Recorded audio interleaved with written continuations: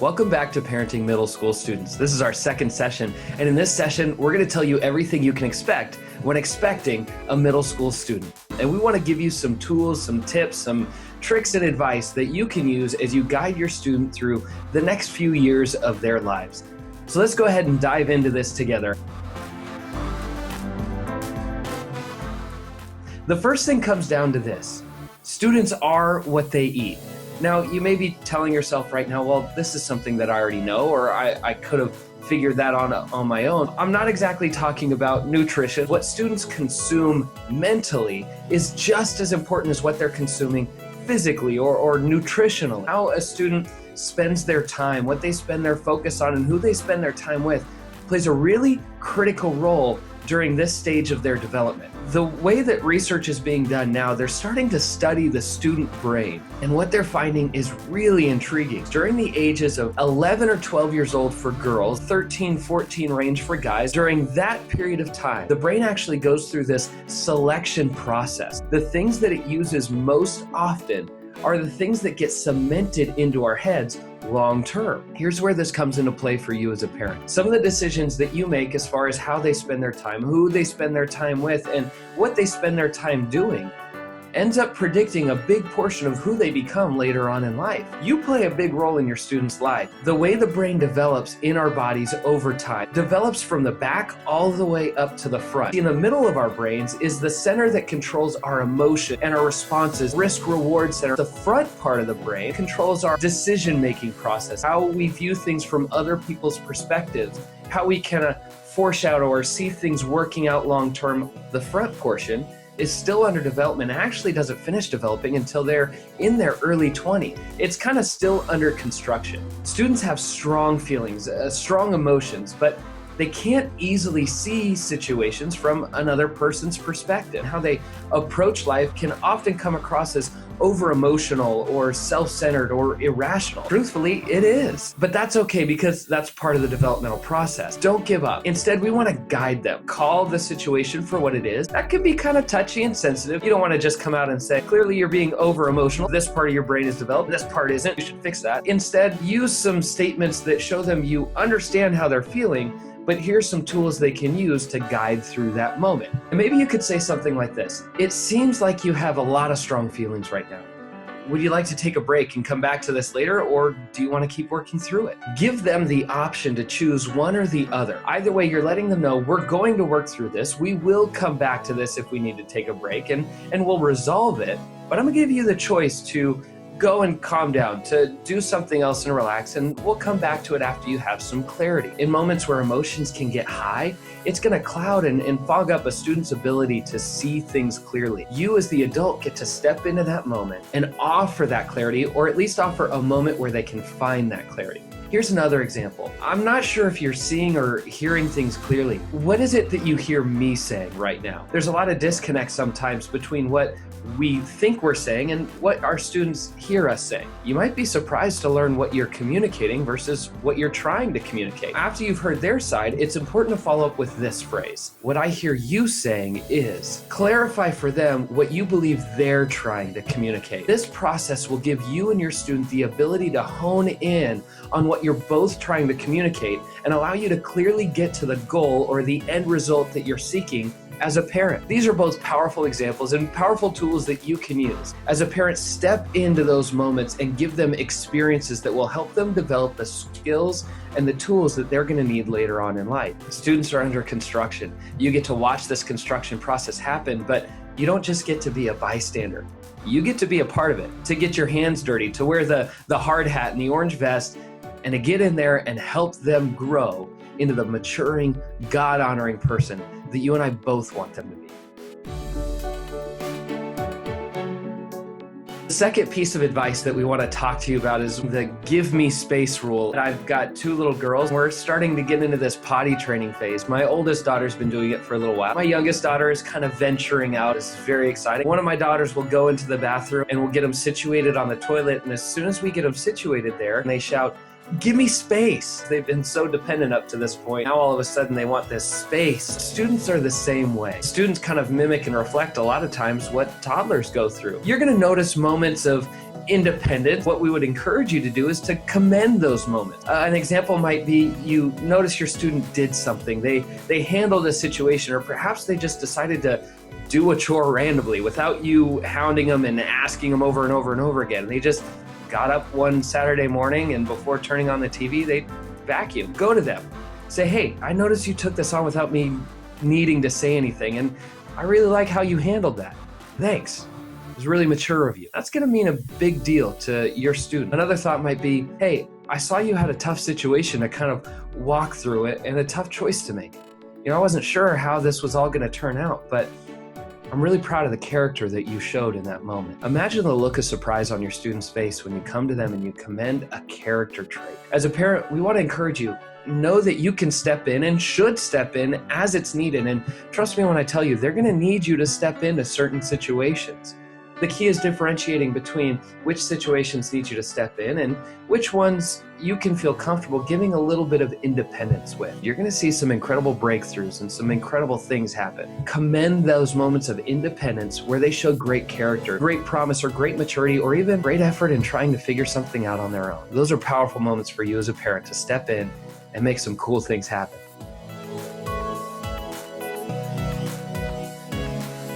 I was talking with a parent. They began describing this situation with their student. They were getting ready for this talent show, and they wanted to play this song on their guitar. I would listen to this song over and over again being practiced and give advice. The day got closer, we went out shopping. I helped them pick out the outfit. The day of the event, I listened to the song at least 5 more times and helped them get dressed, made sure the hair was just right. We got in the car and we loaded up and we drove to the church. As I was parking the car, they turned to me and they said, "Don't come in, okay? Just stay here. Don't come in and watch me."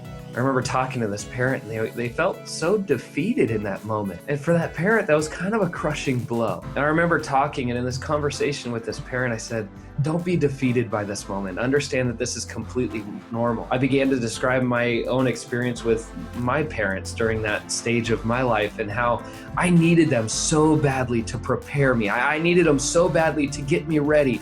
And then I really, really wanted them to just walk away and leave me alone and not worry about me anymore. It was this weird thing of wanting to present to my peers and my friends that I did everything on my own. But the truth was I was super insecure. They're not rejecting you or unappreciative. They're trying to create their own identity. Peers and perception and independence, they're all a really big deal to students. They need you to be there, and then they need you to step back and allow them to take credit for those moments. And then as soon as those moments are away, you're going to be the first one they run back to. As I spoke with that parent in the story earlier, I told her, I said, be ready, because as soon as this night is over, you're going to be the first person that he comes to and talks about it with and describes what happened and every emotion and feeling and guitar string that was plucked and the looks on the faces of the people in the audience, and especially that girl that he likes. And sure enough, as the mom and I debriefed later, she told me that that's exactly what happened. He couldn't finish talking about it ever, and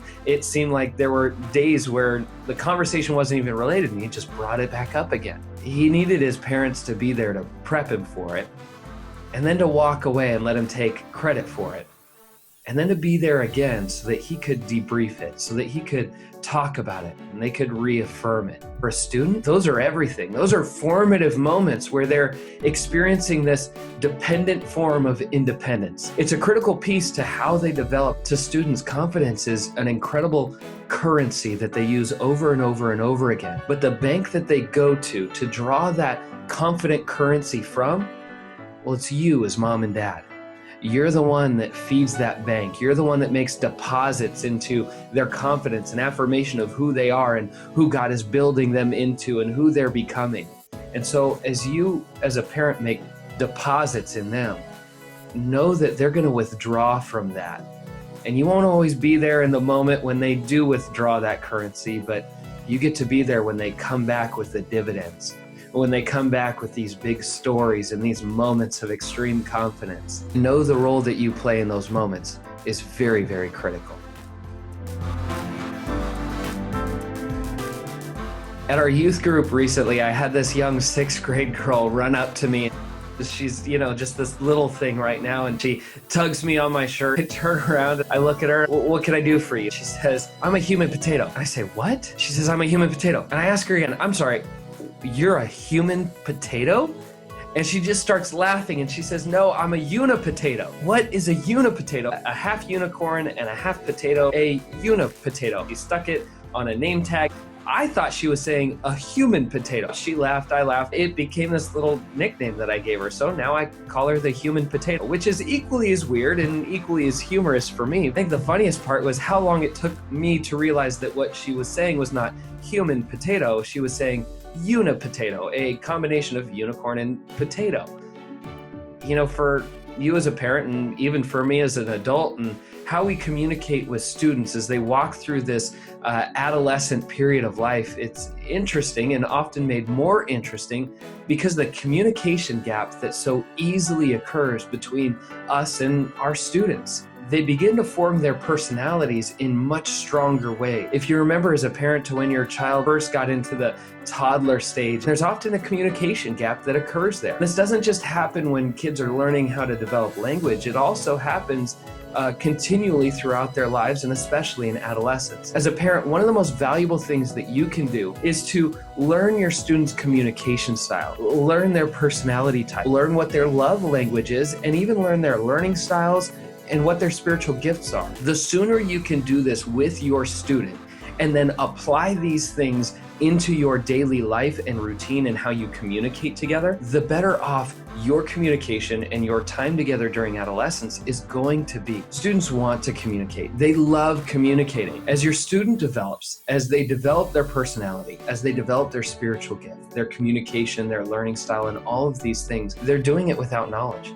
They're doing it without any experience with this whatsoever. You as a parent may want to grab some resources and tools that you can use to help guide them in developing their personality, their spiritual gifts, their love languages, and then knowing how to operate within them. Here's what I recommend. We use a color test here at our church, and it's this great personality test that will segregate people based on their personality using 4 different types of colors. Other tools that I recommend for you are the 5 love languages. If you've never read that book or taken that test, I highly encourage you to do that as a parent, and then to also have your student do it. I believe they even have a student version of the 5 love languages as well. You can also look at things like spiritual gifts testing. Here's the critical piece. Don't just take these tests once, talk about it one time, and then put it on the shelf and say, well, that was fun. You need to integrate these into everyday life. Develop a language within your family that helps you grow together in your communication. With the colors test, we brought it into our own home.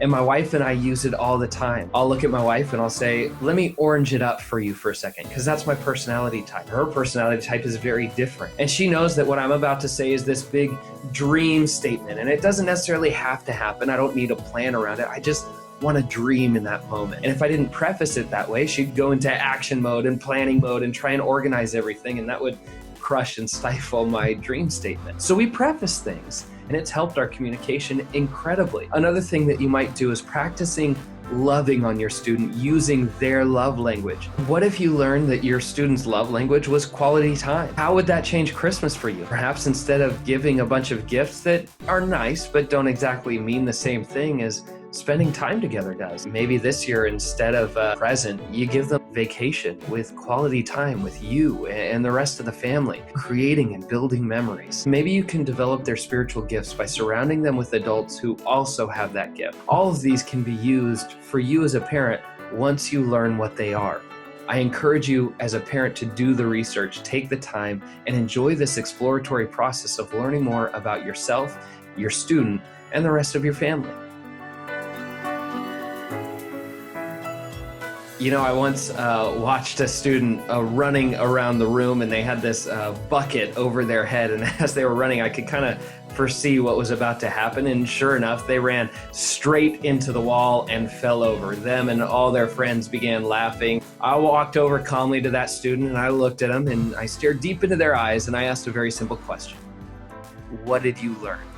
And the student looked at me, and laughing, they said, don't run around the room with a bucket over your head. And I said, that is a very good lesson to learn, isn't it? It's one of my favorite questions to ask students.